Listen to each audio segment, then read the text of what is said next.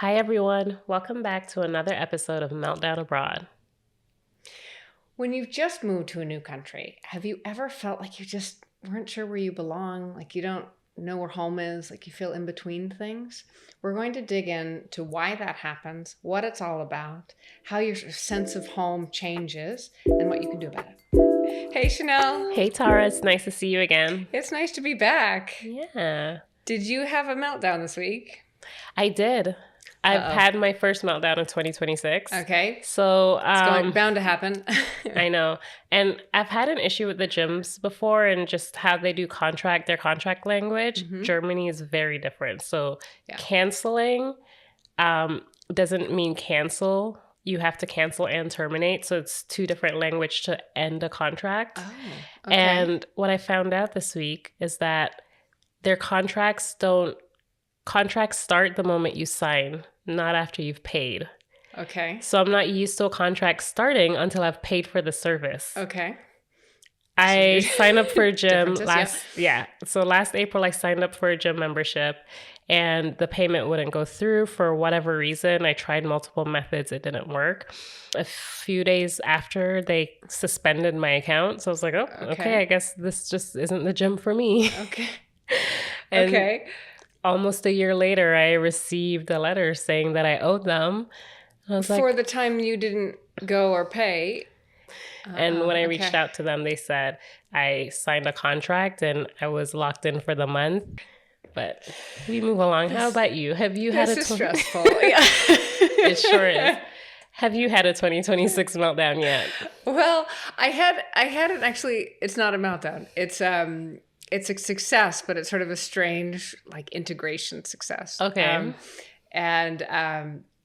I'll describe it briefly, which is that I spent a lot of time in Los Angeles before I moved to Germany. And if I had something that broke, like a pair of shoes or something, yeah, American culture is sort of like, okay, that's broken, get rid of it and get a new one. So wasteful, yeah. Well, one of the ways in which I have begun to integrate here is that I'm trying very much to incorporate some of these cultural ideas around waste and repairing things and being lighter on the environment and on waste and all of that stuff. So my favorite pair of black boots breaks. Yeah. They're like the go-to pair, Yeah. And so I thought, don't tell me you fixed it yourself. I do not have that skill level, but on my block, I have a cobbler. What? So there's a cobbler, literally, on my block, and they fix boots and shoes and all of these wonderful things. I've never been to a cobbler. Yeah, it was my first time as well, and I practiced what I was going to say, and then went in to say in German that I, would you please be able to fix these boots? And it was a huge success. Oh. So not only are my favorite boots fixed, it only cost 12 euros.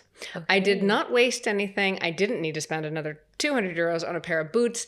And I also got to take my daughter into the shop so she could see how like the leather work happens and all of this stuff. And it was so lovely. And 2 years ago, I definitely wouldn't have walked into that shop to do that. So it was like a big integration win. Yeah, I mean, that's actually kind of related to what we're going to talk about today, our topic on the topic of integration.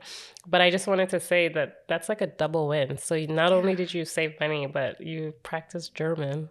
I know. I got to practice German, which was very good. And truly, my favorite boots are fixed. And it was such an economical way to do that. I didn't add more waste. I didn't have to go buy something else in addition. It was really good. One step closer to being a German citizen. I'm working on it. But on the topic of integration, I wanted to ask you. So when you first moved here, how did it feel, like your sense of feeling at home here in Germany compared to the US?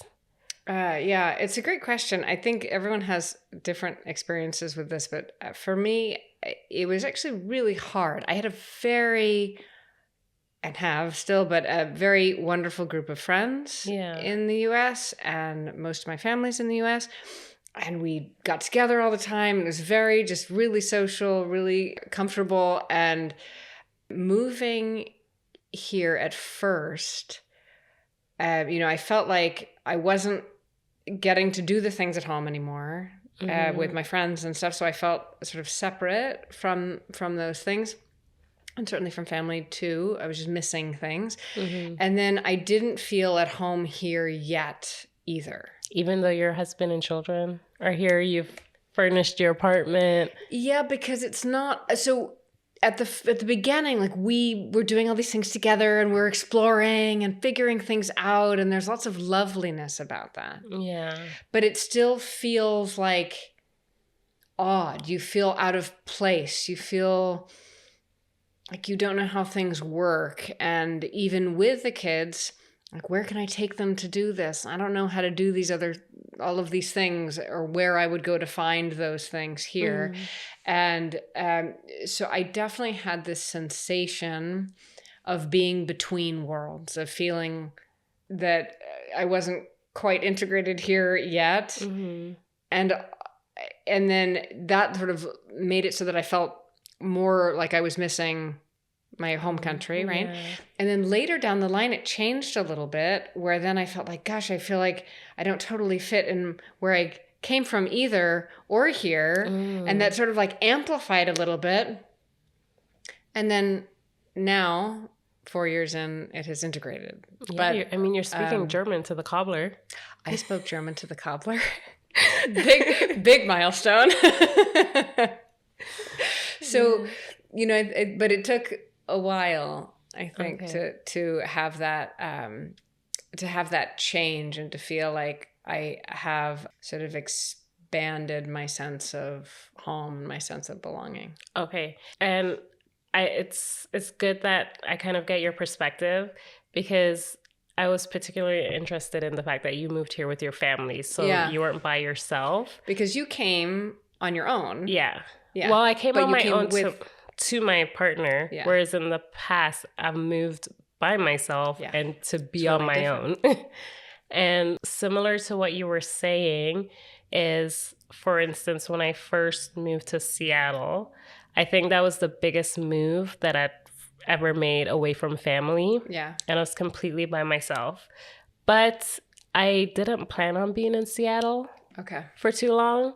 So I moved to Seattle, and it felt very temporary. I didn't make as much effort to find friends, not initially, but it was just thrill and excitement of being out on my own in a new city, in this new place. And I remember returning home to Canada, and life had just moved on without me. And I'd gone back to my parents' home where I have siblings, and they had moved into my room.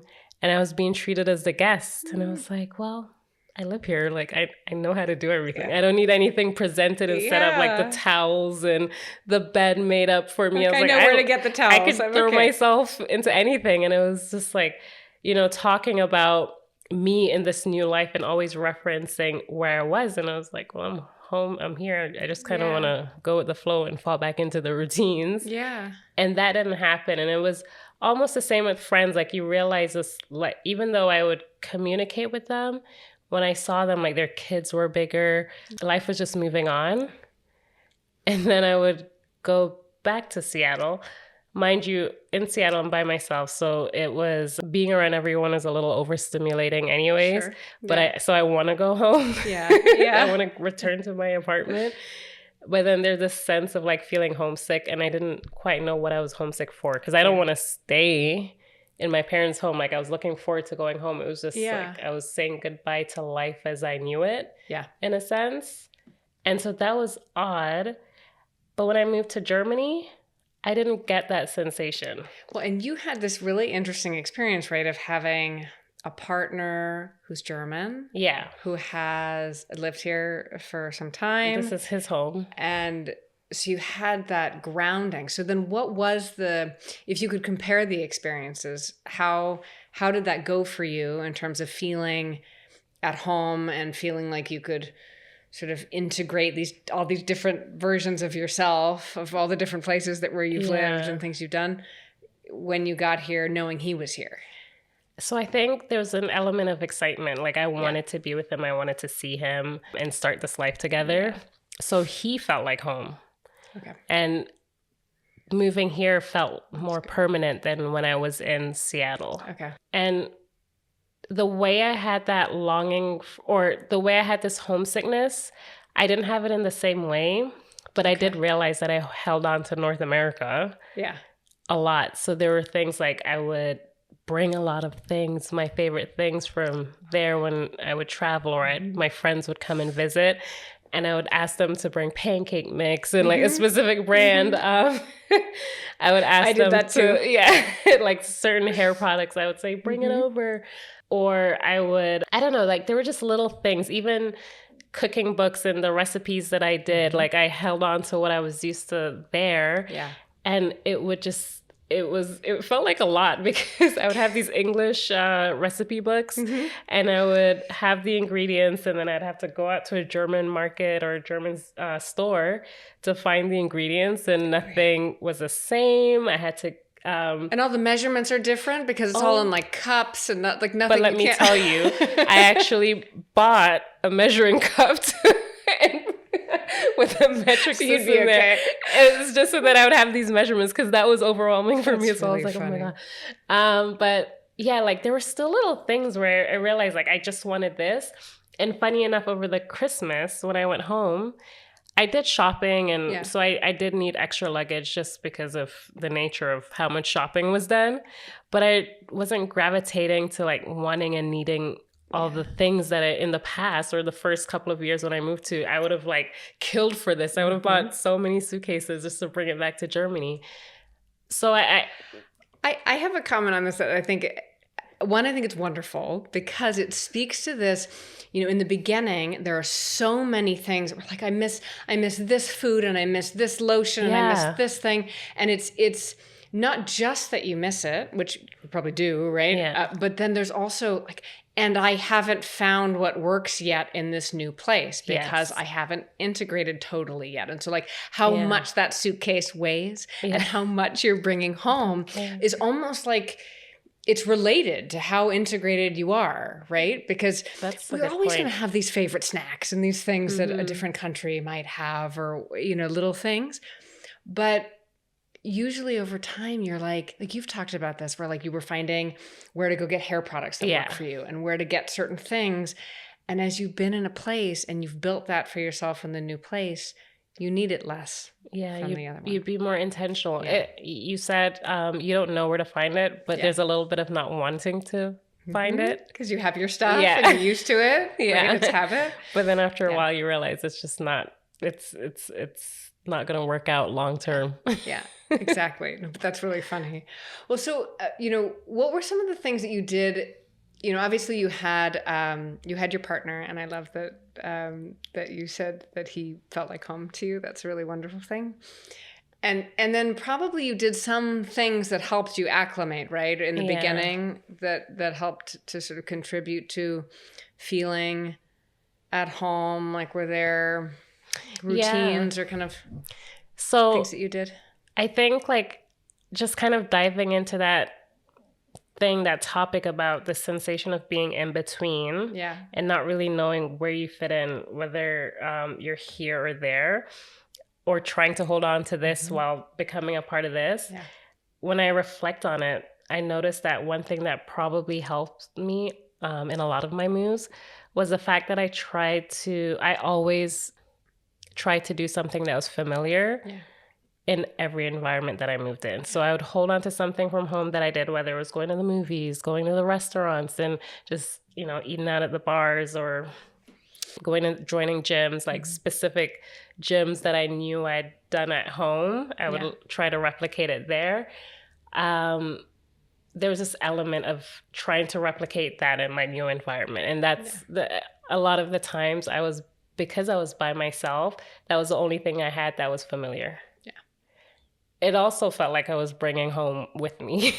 Yeah, I mean, I think at first, like, you are a little bit. Yeah. And that feels comforting and safe. Yeah. But also, routines help us to feel anchored. They help us to feel safe. We've talked so much about that, and I think it's such a great tool when you move someplace to bring some of those routines, the ones that work, the ones that help you, because it creates a sense of familiarity in your day in a place where other things are going to, of course, feel less familiar. Yeah. That's really good. And I think if you are able to reflect on something like this, what you realize is over time, you practicing these routines in this new place helps you to integrate, because even though it's the same end result, how I got there is different. So maybe I took a train instead of driving to the movie theater, because culturally that's what you do here. I don't have a car.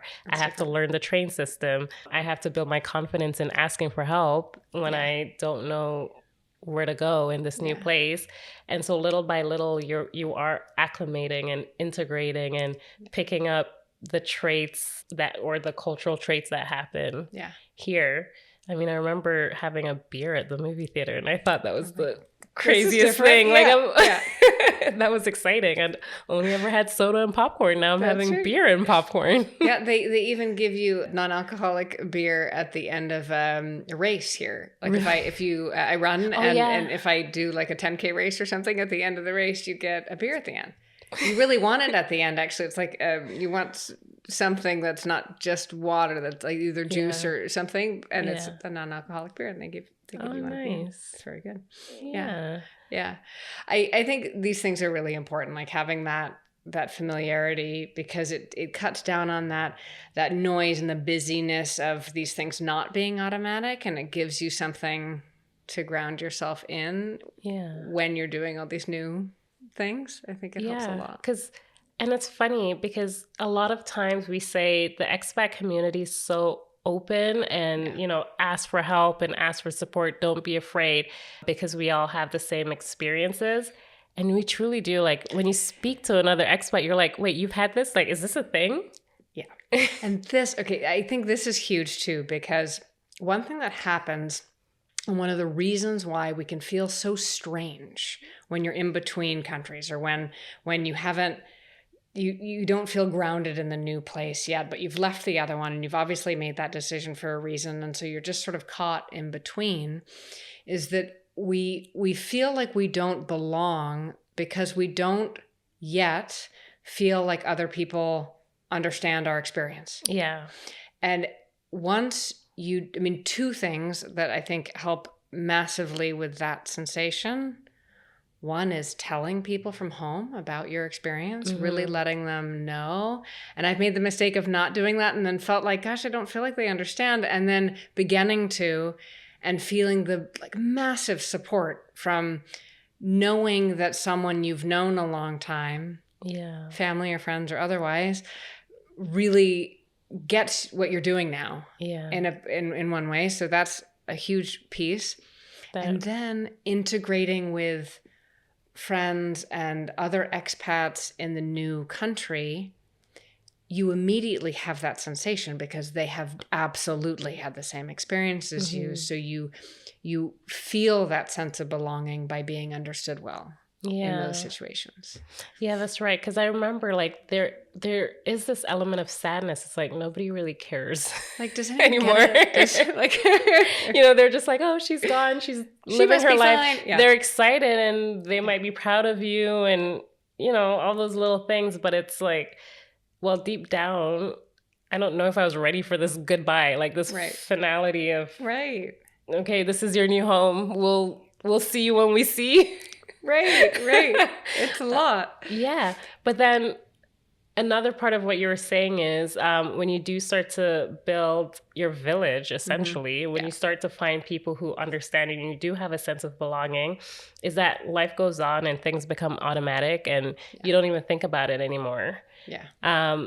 For instance, even this podcast, starting this podcast, I had mentioned it to my family. Yeah. But I think I remember going home, grabbing a camera, saying I needed the camera. Yeah. But I think once I started this, I didn't really do a big announcement. Yeah, me neither. Yeah. And it wasn't because I was trying to hide it. It was literally because I was working. Nobody asks me how work was.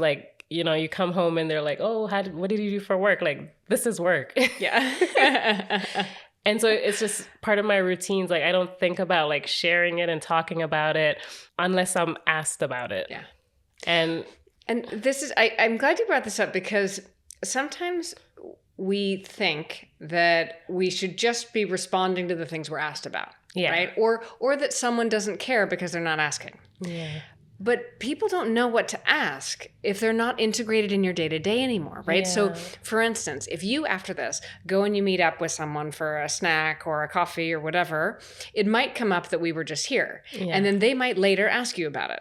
But that's because they're like in your day-to-day world. Exactly. And so they have all these cues to ask you questions about the life that you're living. Yeah. But we don't get to have those cues with the people who are further away. And so we have to create space for it. We have to make an effort to share those things. Yeah. Because you do kind of find that when you talk to people back home, you lead the conversation because you're asking all the questions, because you almost know what their routine and their day-to-day looks like. So you say more. And so the conversation kind of naturally is about like what's going on over there, what's at home, catch me up.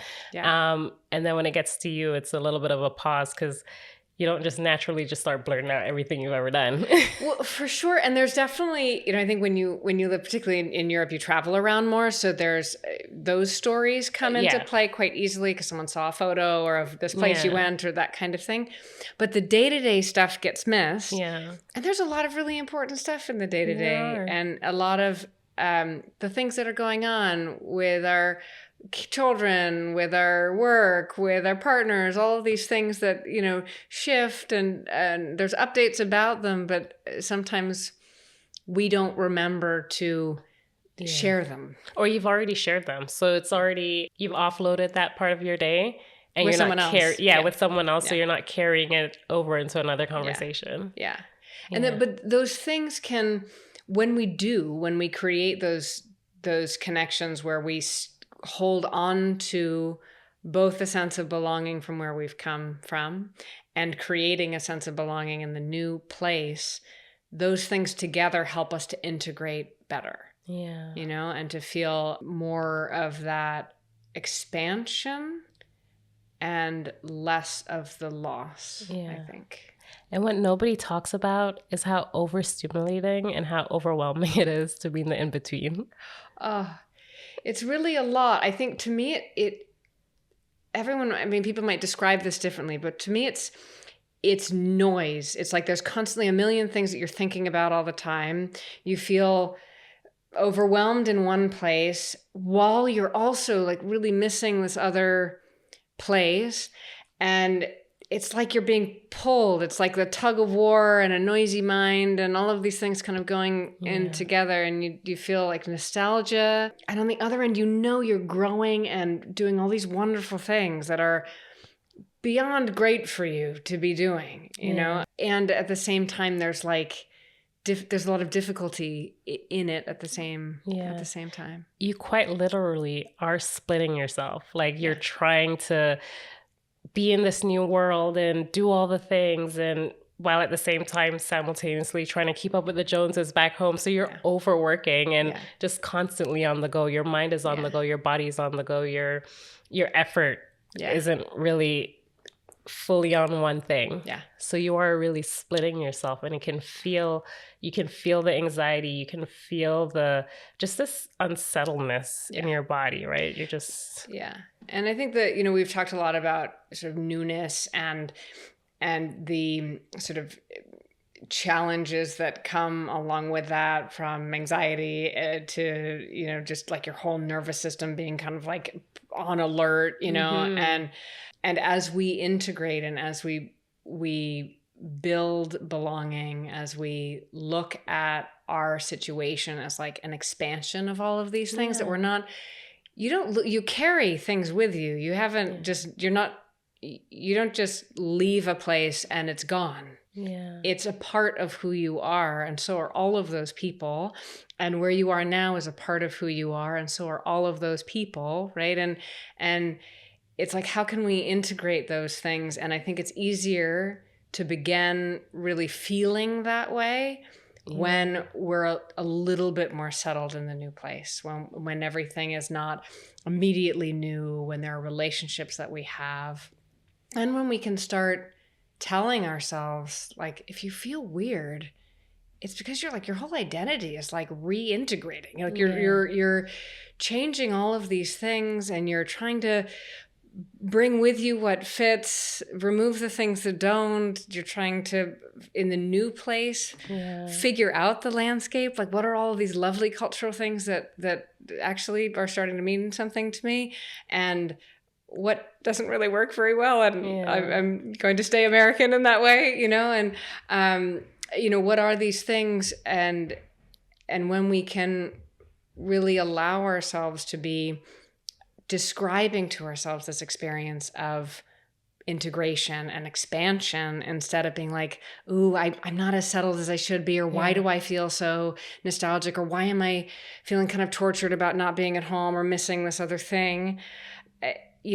When we can just say that, like, of course there's going to be these things that we miss, and there's these things that we bring with us, and we're doing our best to bring those people into the experience that we're having, and at the same time looking around at the life that we're building here and how beautiful that is too. Yeah. I think even though it's going to feel scary, you want to look at it as not a goodbye, right? You're not saying goodbye to your old self, to your old life. Really what you're doing is building just more multifaceted layers of yourself. Right. Yeah. You're expanding. Yeah. So you're bringing in something new, something that you can bring to your old life, something that other people can look forward to, your family, your friends, your kids. They can see that it's really just part of evolution and growth. Yeah, exactly. It's growth. And it's really wonderful. And I think when you start to settle into the new place, you even start to like experience more of the place, because you're not in like overwhelm all the time. You start to settle. And when you do, you can hear more parts of the language that you understand, and you can read a sign or two, and you can know where to go to do things, and you see someone across the street that you know, because now you have people in the neighborhood that you know, and just things that help you to feel at home. Yeah, you see the patterns. Yeah, it's really good. So what are our takeaways? Okay. So if you are feeling in between worlds. Yes. And you're feeling that you're struggling with that sensation. Mm-hmm. I feel like there are a few things that we've touched on that help with the process, and knowing it's a process, because it does take some time. But we talked about some anchors with routines, and having some things when you first arrive that help you to feel safer, and that there's some familiarity to your days, even if you're doing them in a slightly new way, but where you're bringing some of those things in. Mm-hmm. Talking to people, you might not know it now, but now you're hearing it, that you're not the only one having this experience, right? This is the lived experience of many of us who have lived abroad. Yeah. So just knowing that you're not in this alone, and this isn't a sensation that's solely happening to you, this scary feeling can be another sense of relief. Absolutely. And then making sure that we're both sharing about our experience, our day-to-day experience with people that we've loved and known for a long time, and that we're allowing ourselves to spend some time with other expats and other people in our current community that really get it. Because the combination of those things makes belonging so much richer, because you don't feel as disconnected from the people you've known, and you also get to feel connected to the people that you're meeting. I like that. Yeah, I think that's really good. And then the last is like psychologically you call it reframing, but it's instead of being like, I don't have a sense of home, or I don't belong anywhere, saying to yourself that like you are in the process of expanding. Yeah. Right? You're expanding your sense of home, you're expanding your sense of belonging, and you're in a growth period. Mm-hmm. And growth feels weird, and it feels uncomfortable. Yeah. And at the painful end, it does. And at the end, like we're all better for it. Right? Yeah. Yeah. Yeah. That's awesome. Yeah. Yeah. I feel like this is a common experience. I didn't realize. I mean, like, even just us talking, I'm like, oh my gosh. It helps to talk about it, actually. I don't think I've This had is this a real conversation thing. a lot Yeah. with other people. It's like, it's not just in my head. Yeah, that's right. We're all having it. No, but honestly, guys, please share in the comments below if you've ever experienced something like this and how you've managed to get through it. Yeah. Because I think that's what's important. We need to share the strategies that we're all using to get through this life, That's this right. expat life. That's right. It helps everyone. Yeah. But as always, thank you all for tuning in, and we'll see you next time. See you soon. Bye.